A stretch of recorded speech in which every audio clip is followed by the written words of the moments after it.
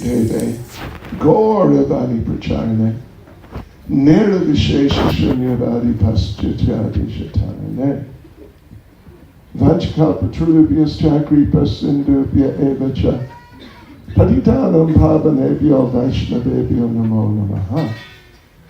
Shri Krishna Chaitanya Prabhu Nityananda, Shri Advaita Gadadhar Srivas Adi Gaura Bhakta Vrinda. Hare Krishna, Krishna Krishna, Hare Hare, Hare Rama, Rama Rama, Hare Hare. So, devotees and friends, what we're going to do is, just briefly, fairly briefly, we are going to go the whole way around Govardhan Hill and stop here and there at some of the main places where Lord Krishna had his pastimes in the course of the whole Govardhan Leela, which our young actors and actresses were just depicting in their wonderful play. So we are going to start, devotees and friends, at this end here. It's sort of like the northern or northwestern end of Govardhan Hill, where we find Radhakund and Shyamakund. When we all do the circumambulation in a little while, then you'll be able to see all these places and see the name tags and so on. And you'll see Radhakund and Shyamakund. They are liquid forms of Radha and Krishna. Their love, the liquid forms of their love. So this is where we'll start, Radhakund, Shyamakund. You know, it's said that of all sacred places, the most sacred place is Vrindavan. But within the area of Vrindavan, the most sacred place is Govardhan Hill. And then at Govardhan Hill, the most sacred place is Sri Radhakund Shyamakund. So here they are, and well, they're the most sacred places that exist within this material world here where we are, or even in the kingdom of God, the spiritual world. So we're going to start here at Radhakund and Shyamakund, the liquid forms of Radha and Krishna, and we'll come along the front here, and then when we go around the back, I'll just stay in the front and indicate where the places on the other side are. So here we are, and well, when you come and see, you'll see that, whoa, this is amazing. The hill is made of halava. Yes. In some quarters called suji. But this is, high level halava.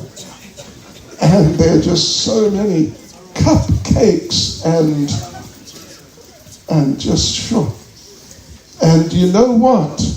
Well, on the top, you see here kind of in the center, but on top, this is an actual rock from Govardhan Hill, brought here. Yes, give him a round of applause. If anyone deserves a round of applause, it's him. Yeah, you can see that, right? This is a Govardhan Shila. And the rocks on Govardhan Hill, of course, they make up the hill. So many rocks put together make up the hill. But each rock is considered to be a form of Govardhan Hill, this very sacred place.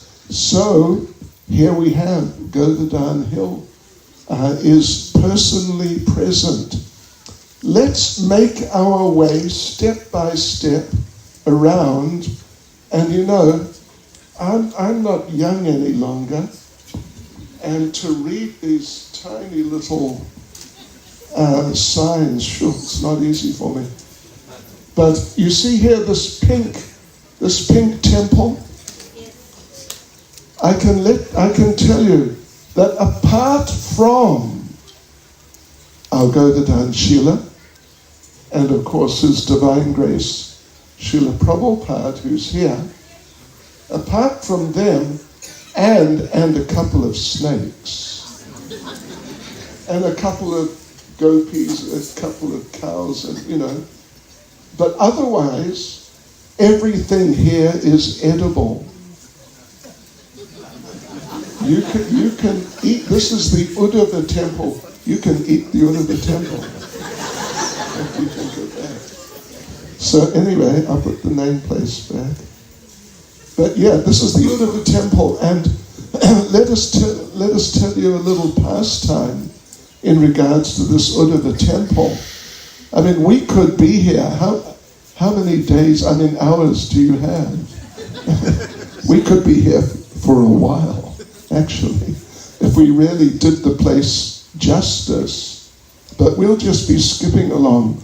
But now here at this Uddhava temple, well, there's the Uddhava temple here, and on the other side, kind of straight across, on the other side, is Uddhava Kund. Let me just explain a little bit about the background there. Is that when Lord Krishna left Vrindavan and he went to Mathura, and then following that, he went to Dwarka. Do we have any Gujaratis here? No Gujaratis? Oh, we've got a Gujarati. Kemcha? Charya Kare? Okay. Krishna is an adopted Gujarati. I'm sure. Well, Krishna speaks all languages, even the languages of the creatures. So he speaks Gujarati also. Perfectly. Okay, anyway. Krishna left Vrindavan, went first to Mathura, then he went to Dwarka, and when he left Vrindavan, then all the devotees of Vrindavan, who are the topmost of all devotees of the Supreme Lord, the very, very topmost, they were feeling great separation, amazing separation. And Krishna, this is now first of all when he was in Mathura, he understood that, so he thought, let me send one of my close associates. In this case, it was a devotee named Uddhava, the Uddhava temple, and the Uddhava Kund. So Uddhava went on behalf of Lord Krishna with messages for all the devotees of Vrindavan. They were all, at that time, they were in the Nandagram area, because that's where Krishna was last, in the area of Vrindavan. That's where he left from to go to Mathura. So anyway, Uddhava was sent by Lord Krishna with messages for those devotees who are now in Nandagram. And he was just amazed by seeing the love that particularly Radharani and the gopis had for Lord Krishna. He had never seen anything like that, and he knew so many great devotees, but he never saw anything like that. Because he hadn't really been in Vrindavan. He had been in Mathura. He'd been mainly actually in Dwarka. So he was just so deeply struck by the love of the devotees of Vrindavan, particularly Radharani and the gopis, that when he was returning from the Nandagram area, returning to Mathura, where Krishna was now, on the way, he was just thinking and thinking, these devotees, I've never seen anything anywhere near like this. And he thought to himself, I want to stay here so I can get their association more. But I don't want to be sort of pretentious. I want to take a very humble position. So he thought, as he passed where that kund is now, you can go there and see it. It's very nice, actually. He thought, let me become grass here. And maybe little shrubs, just tiny little sort of bushy type things, so that sometimes when the gopis come here, they may walk on me. And their lotus feet will go on my head or my heads as grass or these tiny little shrubs. So he's there, and if you go there, or should I say, when you go there, because you should all go there, then you can see there he is in the form of grass and these tiny little bushes. So he's there. Now, fast forward a bit to when Lord Krishna had left Vrindavan, and some years later, his wives, Krishna had 16,108 wives. We are meant to follow in the footsteps of, you know what I mean, but gentlemen,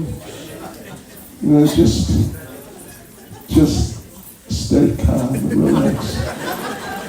Just not make do with one, but just accept one and just look after her like she deserves to be looked after, like a queen. Yeah, really. But Krishna had 16,108 wives, and he expanded himself into that many forms, and so he looked after each one just perfectly. So they were fully satisfied. It's said that in Kali Yuga, the age we're in now, if a man, a husband, can look after one wife so she is really fully satisfied, then he is considered in Sanskrit, it's the same in Hindi and Gujarati, Daksha. He's considered expert. If he can look after one wife so she's fully satisfied. I'm not going to ask you, wives, how your husbands are doing in that regard, but this is the idea at least. So anyway, back to the story. So now Krishna's left, and his queen, 16,108, they were living in Mathura under the care of Lord Krishna's, one of his great grandsons, named Vajranath, who was ruling the Mathura area. And they were missing Krishna so much. And then one of them said, you know what? When Krishna left Vrindavan initially, then Uddhava came and spoke with the gopis there at Nandagram. And by his association, him talking about Krishna, glorifying Krishna, and describing Krishna's qualities, etc., they felt they were with Krishna again.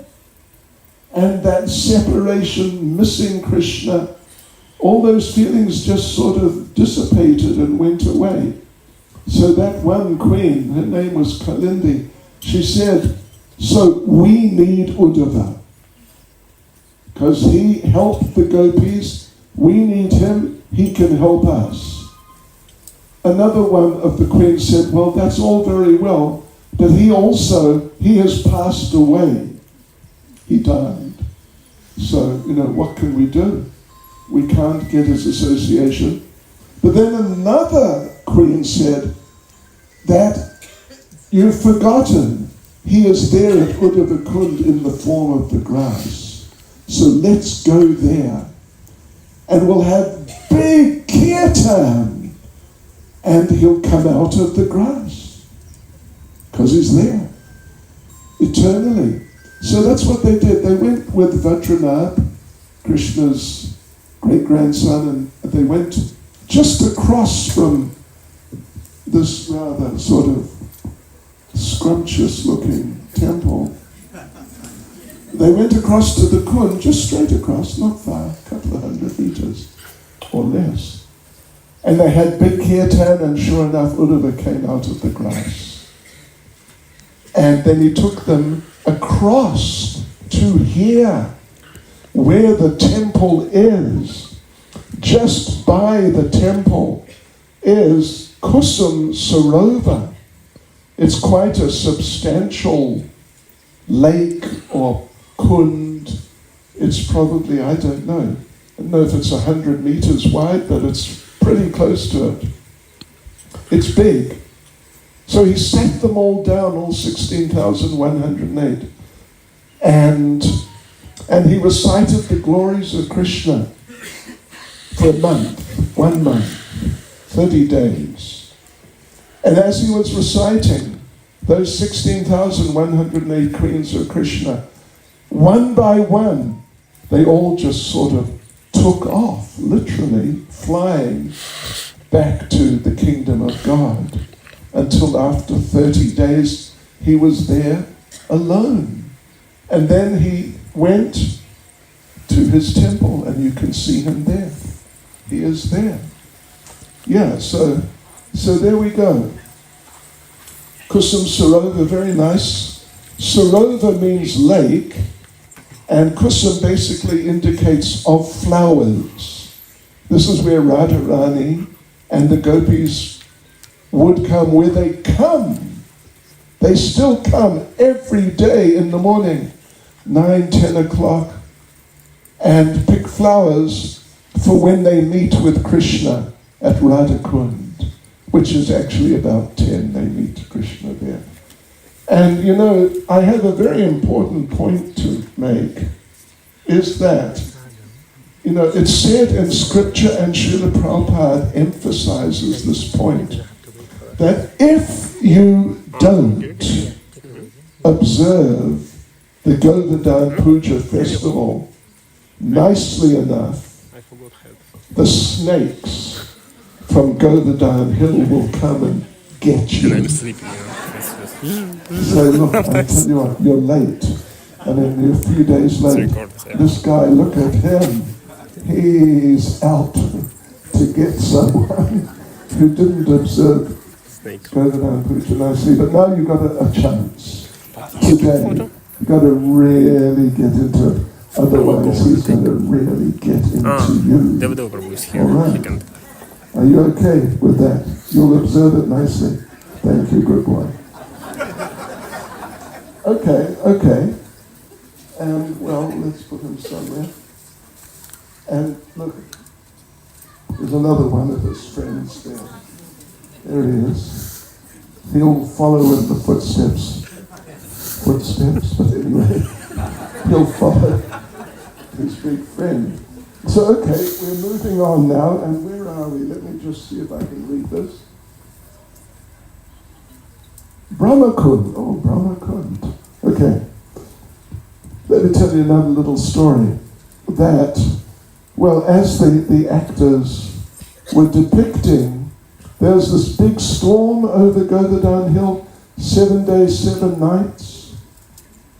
And at the end, well, as depicted, I hope it was clear enough for you, at the end, Lord Indra understood that I made a great mistake by attacking Krishna, you know, with a great storm and attacking all the residents of Vrindavan and the cows and everyone. That was terrible. So I have to do something to make up for it. Now, I don't know, devotees and friends, if any of you ever tried to kill someone Haribol. But then you found out, whoops, wrong person. What do you do? You say, oh, sorry. Yeah, sorry about that. Won't do it again. Or whatever, I don't know. It's just a joke, by the way. I know none of you ever thought of killing someone. I hope. But anyway. So then, after the storm finished, like a couple of days later, just very shortly after, then Lord Indra decided to, as part of whatever process he needed to go through to make up for his terrible, incredibly, unbelievably horrible offense, he decided we need to have a big Abhishek ceremony, means a big bathing ceremony, like ceremonial bathing ceremony. It's not like in your shower, when you go into your shower, but this is, milk, yogurt, ghee, honey, and sweet water, sweetened water, and then water. What do you think of having a bath like that? Yeah. This is called Panch Amrita, 5 nectars. So Indra then arranged for this big bathing ceremony, on this side, but just further down, we'll get there shortly, and everyone who was anyone, or anyone who was anyone in the universe came, and even Lord Brahma came. We've all heard of Brahma, Vishnu, and Shiva. This is Brahma. He's the creator. He came. And when he came, he landed here, where this Brahma Kund is. He landed there. And anyway, he landed there, and he was spending a little time there before the bathing ceremony started. And he was told that every day when Krishna comes to Govardhan Hill and he has some prasadam, he eats some prasadam by Govardhan Hill, when he is finished, he comes and washes his hands in this kund. It's not big, it's quite small, it's probably 25 meters across.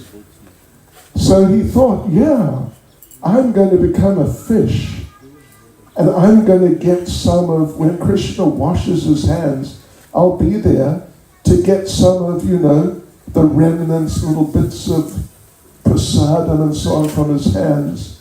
I'll get some of the remnants. We call it Maha Prasad. So he adopted the form of a fish. But Lord Brahma, our Lord Brahma has 4 heads. The fish had 4 heads. And then Krishna came to wash his hands, and Lord Brahma, the fish, with his 4 heads, came up with a big smile on his 4 heads, 4 faces. And Krishna saw this 4-faced fish and thought, wow, what is this? And it just put him off, so he went somewhere else and washed his hands. And Lord Brahma missed out. So, you've got to be careful. You don't want to be too contrived in what we do. We should be humble and natural in what we do in service to the Lord. But anyway, it's there at the base of Govardhan Hill itself. And we're coming along, and look, here's another palace. Look at this. What is it? Oh, it's the Radha Govinda temple. This is at Govinda Kund, I think, is it Govinda Kund's around here somewhere? Yeah, it's the Radha Govinda temple. And, so I'm sure some of you, I think quite a few of you have been to Govardhan Hill. But you may not really be aware that the Radha Govinda temple which is right on the banks of Govinda Kund, these devotees, well, they are a branch of the Radha Govinda temple in Vrindavan town, and a branch of the Radha Govinda temple in Jaipur. So they're sort of big officials when it comes to Govardhan Hill and just all sorts of devotional things. So we go there. Every time we go there, there's very nice deity of Radha Govinda, deities. So, right, here we go. We're going further down. And what is this?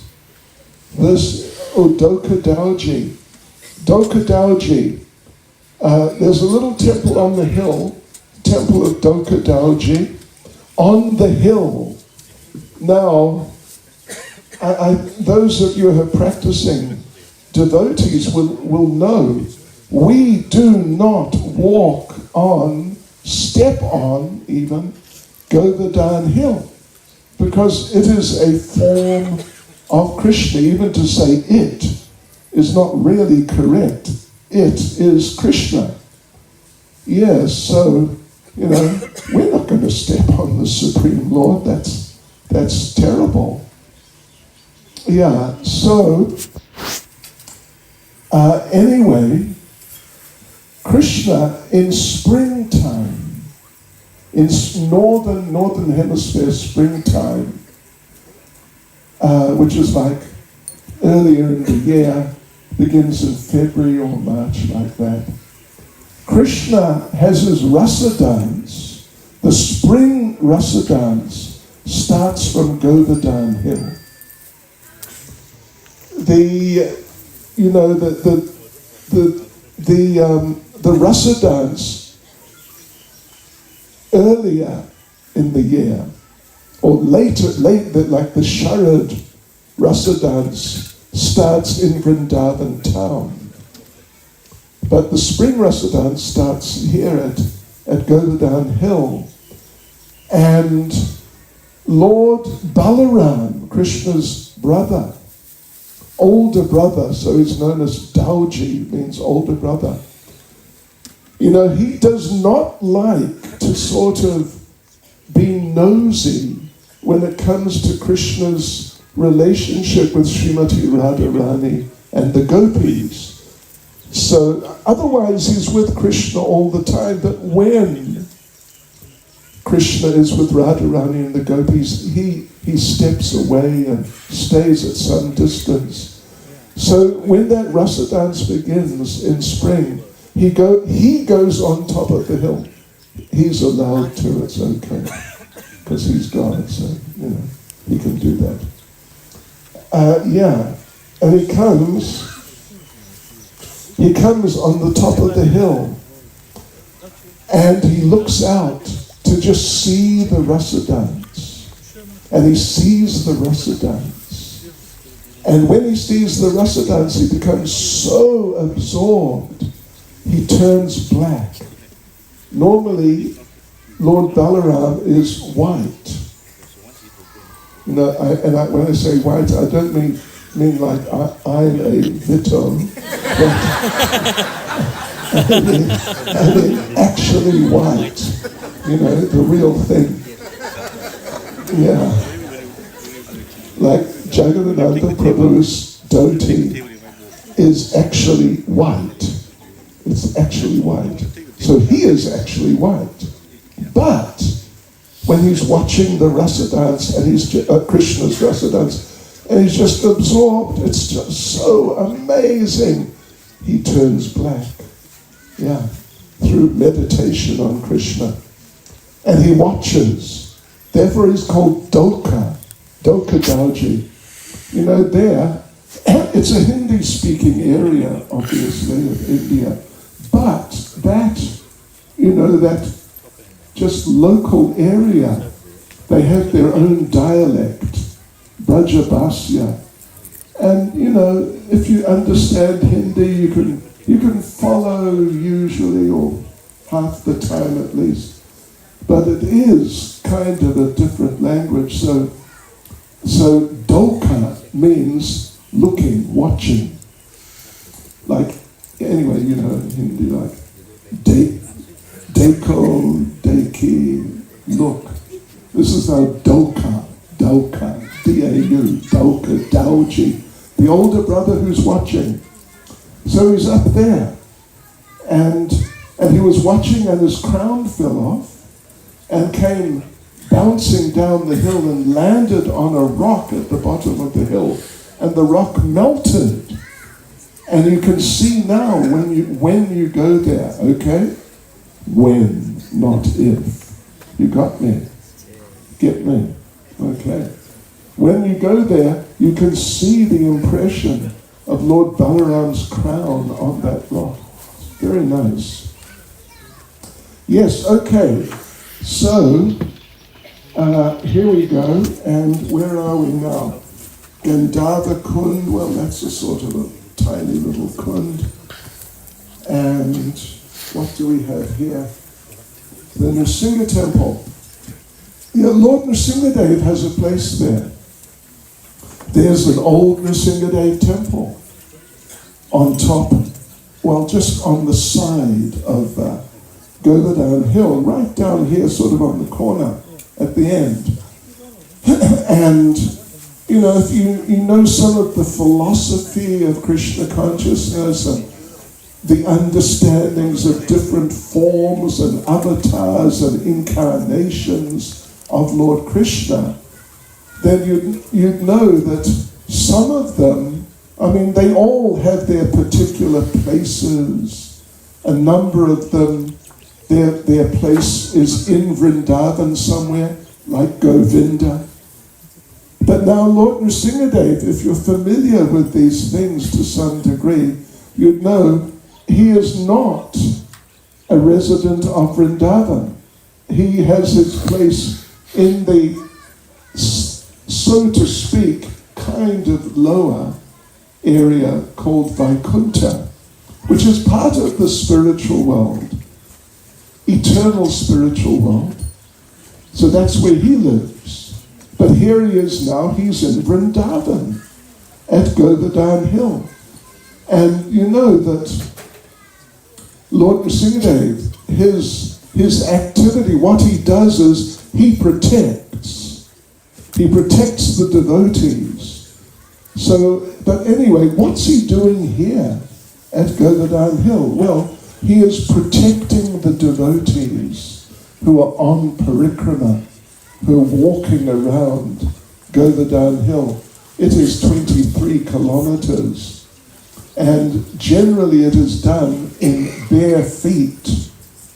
And by the time, you know, if you're not used to doing it, then by the time you're finished, by the time you're halfway around even, you'll really get an idea, wow, this is a long way to go barefoot. And when you've finished, you'll think, wow, I survived. How amazing. Yeah. So he protects the devotees on their parikramas. That's what he does. Yeah, that's sort of like, it's his service. He has his relationship with Lakshmi Devi, is his wife. And yeah, he protects devotees. He's different from Krishna in many ways, other than this mood of protecting devotees. Oh, it's raining. How auspicious. Means you can't go outside. You'll have to stay here. How nice. Yeah.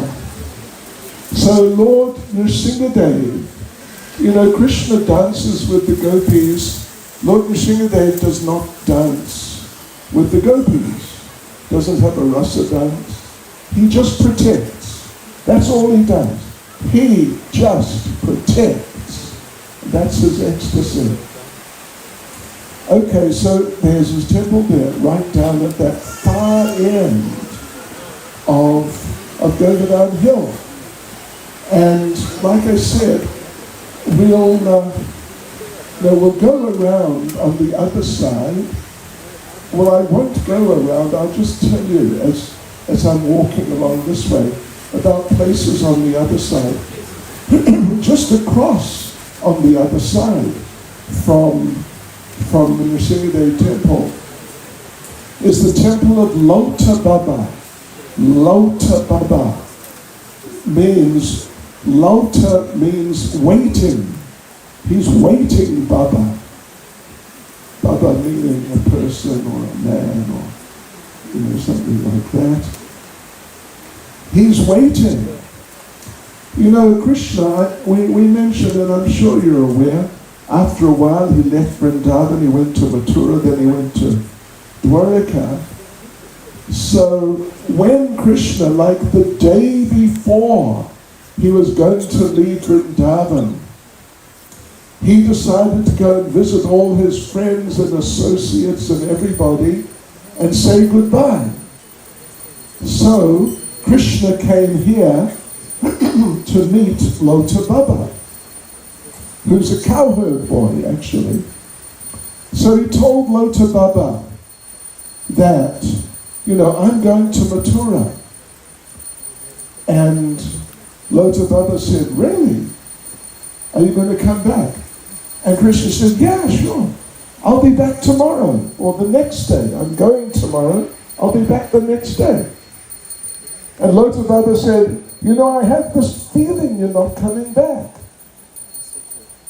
And Krishna said, no, I'll come back. If not, the day after tomorrow, the day after that. Lota Baba said, yes, well, I don't know. I just have this feeling you're not coming back. And Krishna said, if not the day after tomorrow or the day after that, definitely the day after that, I'll be back. And Lota Baba just kept saying, I don't know, I just have this feeling.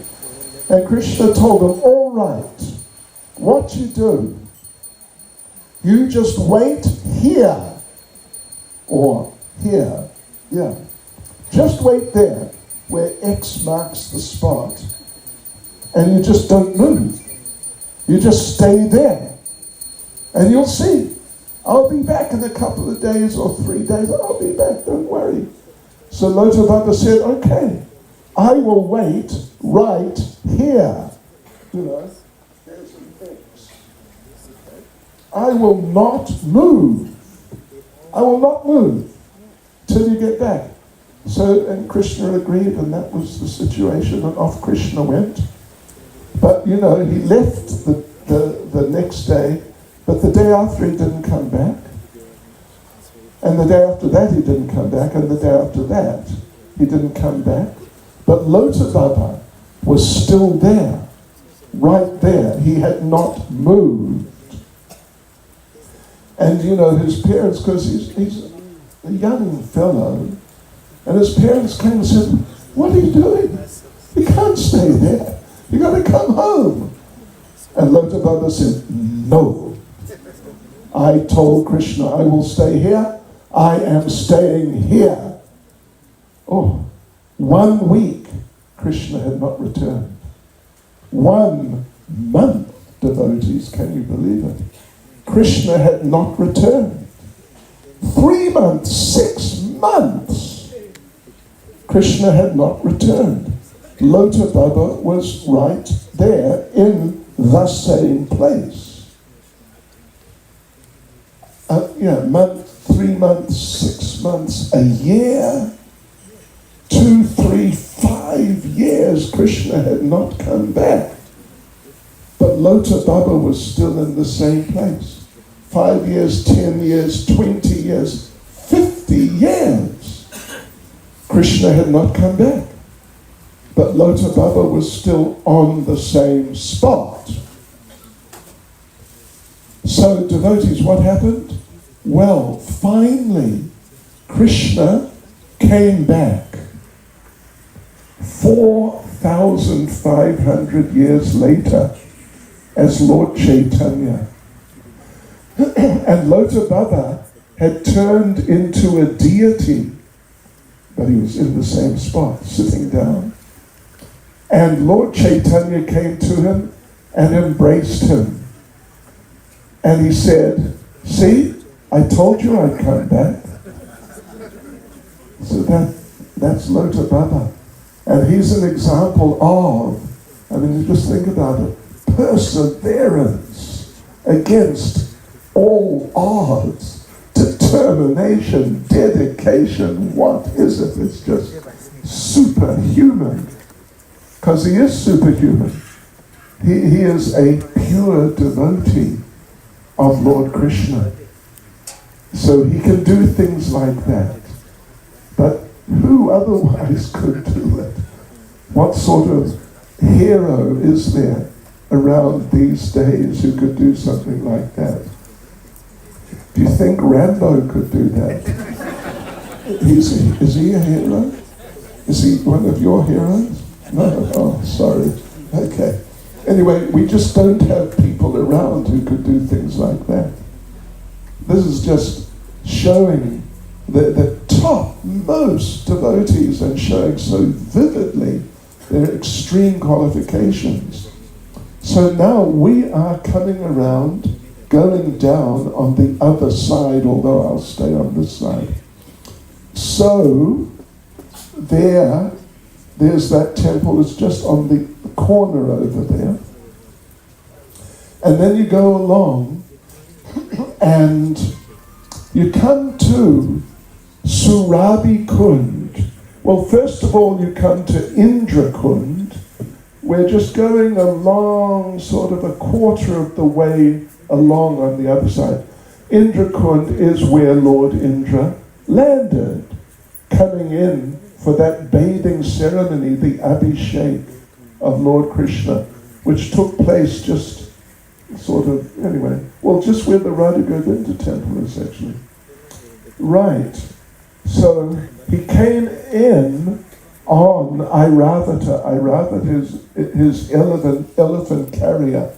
Just like Lord Vishnu has Garuda, Lord Shiva has Nandi the bull, and so on and so forth. Lord Brahma has a swan. So, so he came in, Lord Indra came in on Airavata, his elephant carrier, but they came in so quickly that Airavata crash-landed on Govardhan Hill. He landed with such an impact that his one foot made an impression on one of the big rocks there. It's called the Airavata Shila. And you can see it's the footmark of an elephant. So Airavata crash landed there, and you can see that footmark on that Shila, and the Indra Kund is there. And then the Surabhi Kund, where the Surabhi cow came.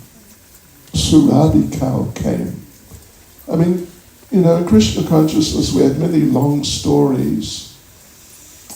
Let me just tell you a short long story, or a long short story. But anyway, just, not too long.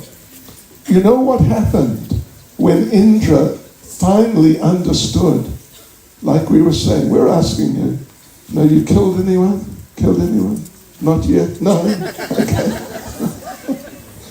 Anyway.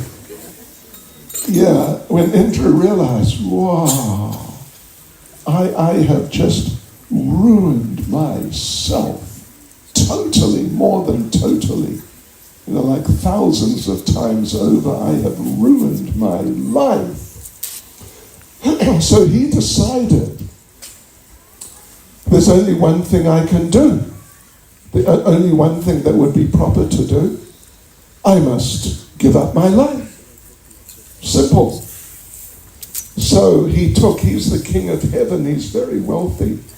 He took up his jewel-handled dagger, like a stabbing knife, and he was just going to drive it into his heart, and just that would have been that, at least for that lifetime. And he was just about to do it when who walked in but Brihaspati, who is his guru. And Brihaspati saw what he was going to do, understood what he was going to do, and Brihaspati, what did he do? Did he say, no, don't do it, don't do it? No, he didn't. He just laughed. He laughed and said, you're going to kill yourself, yeah? Don't waste your time. You're already much worse than dead. So just don't bother. Don't waste your time killing yourself. Huh. So, and you told him, you must go. Well, Indra asked for advice. What should I do? And Brihaspati said, you have done something so bad, I have no advice to give you. How can I advise someone like you? Not possible. But you could try Lord Brahma, the creator, because he, fairly recently, he also offended Krishna. Lord Brahma stole the cowherd boys and the calves. He kidnapped them all with the same idea that, who is this Krishna?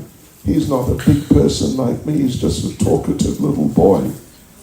But then after a while he realized, whoops, made a mistake. So Brihaspati said, go and ask him. See what if he has any advice for you. So off went Indra, and he tried to be nonchalant. Like, it's okay. But, maybe you could give me a little advice. Something like that. So he said, yeah. Indra said, yeah. I heard you offended Krishna recently. Could you give me some advice? What did you do to address it? And Lord Brahma said, you're right. I offended Krishna, but not like you did. What you've done is just too much. It's just too much. Nothing can be done. So Indra fell at Brahma's feet and begged him, please, give me some advice. So Brahma said, well, on your planet, Indraloka, you have a Surabhi cow. Very special cows. Descended with Lord Krishna from the kingdom of God. These are like godly cows. They talk. You have one on your planet. Go to Govardhan Hill, Krishna's there, and put the Surabhi cow in front of you. Because Krishna's very fond of cows, any cows, but particularly the Surabhi cows. He's really got a soft spot for them. So put her, okay, thank you. Put her in front of you. That'll sort of pacify, soften Krishna up a bit. And then you come around, Haribol. Could we talk? So anyway, he did that. He did that. And here's something interesting. Listen to this. Indra came, Surabhi approached Krishna and spoke with Krishna. And Krishna was very happy and sort of pacified to some degree. And then Indra came around, Haribol, here I am. And he just fell on Krishna's feet. He just fell on them and cried and apologized and apologized. But you know what happened? Krishna, just so we get some idea of Krishna's character, who he is as a person, Krishna picked him up and said, no, look, you don't need to apologize. I must apologize to you because I interrupted your puja, your big worship situation. I interrupted it. And just see the character of Krishna. Isn't it unbelievable? I mean, after all that, phew. So that was over on that side by Surabhi Kund, which is behind that temple you see on top.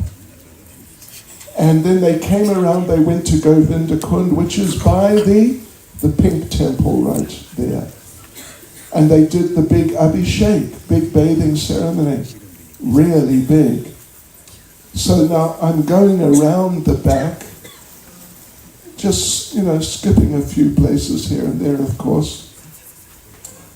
And we come to, on the other side, we come to that Kund, which I talked about already. And look, wow, look at this.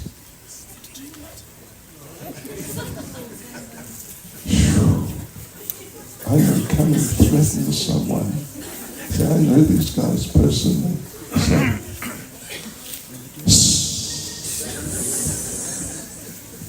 There you go.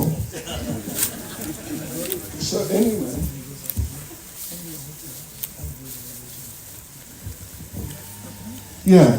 Kund, we come to Kund. We go through Govardhan town, and we pass by Sakhi Stali, which is the place of Chandravali, who is the sister of Radharani, actually. They're both daughters of the sun god. And Chandravali, though, she is the main competitor with Srimati Radharani, trying to get Krishna's attention and trying to take Krishna away from Radharani. It's not so good, really. But she's a great devotee, very great. And, one very great devotee, Raghunath Das Goswami, one of the 6 Goswamis, many of you would have heard of them, he would eat, his diet was, you probably tried a diet sometimes. I mean, there's so much prasadam around. I think we all need to try a diet sometimes. The problem in Krishna consciousness, or a problem, is not how to get enough prasadam. The problem is there's too much. But anyway, all he would eat was a leaf cup, 1 leaf cup, ek number of buttermilk. They call it, they call it charge. Yeah. And that was it. Full stop. End of story. That's what he lived on. But then his assistant, he had an assistant, Krishnadas, one day came along with a big leaf cup full of buttermilk and said, look, I think you need more. So look, I managed to get this leaf cup and nice buttermilk, please take it. And Raghunath Das said, where did you get that leaf cup from? And the assistant Krishnadas said, from Sakhi Stali, the place of Radharani. And Raghunath Das Goswami just threw it on the ground.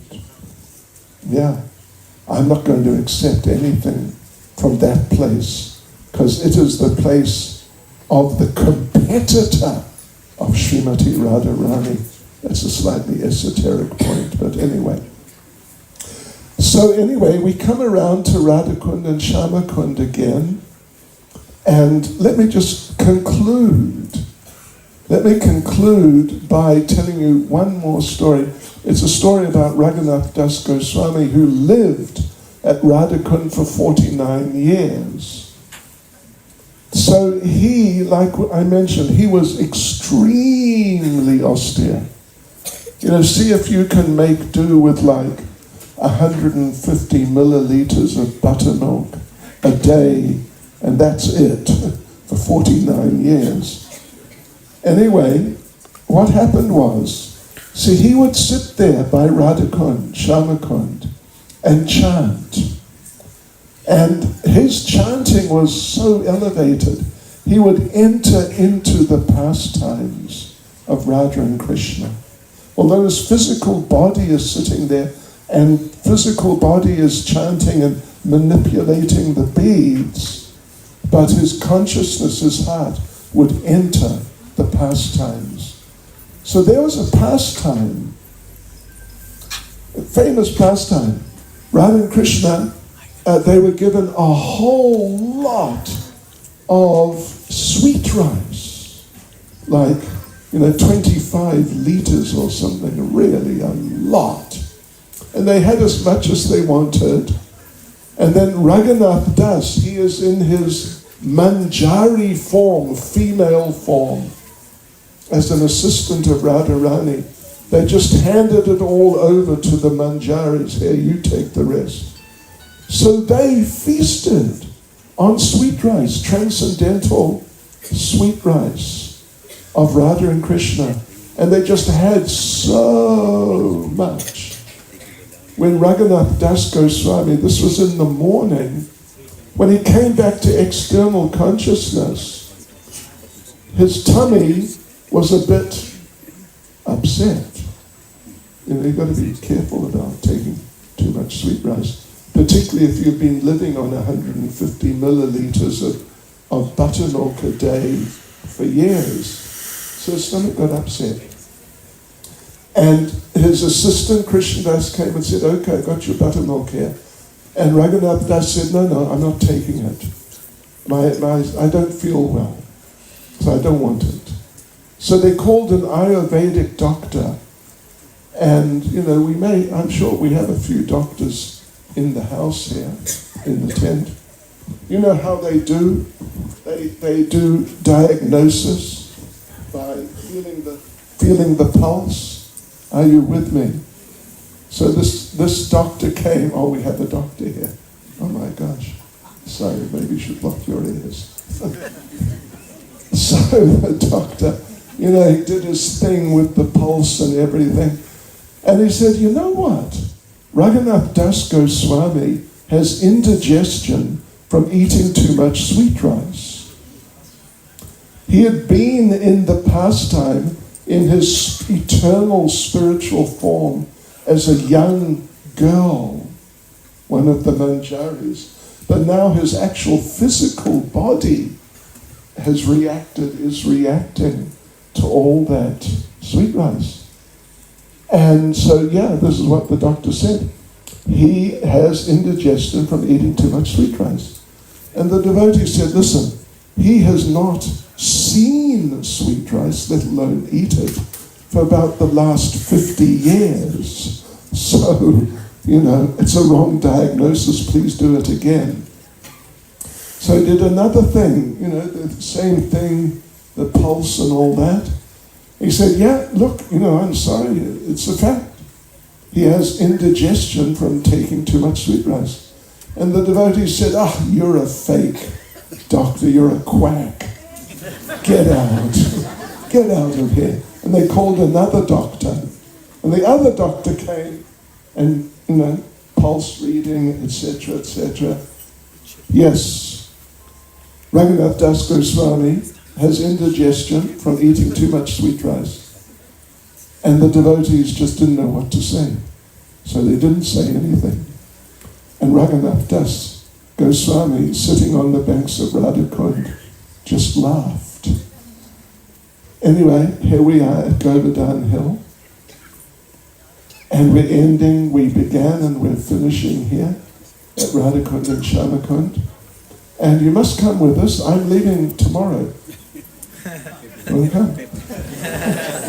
Qatar Airways. I'm the mercy of Qatar Airways.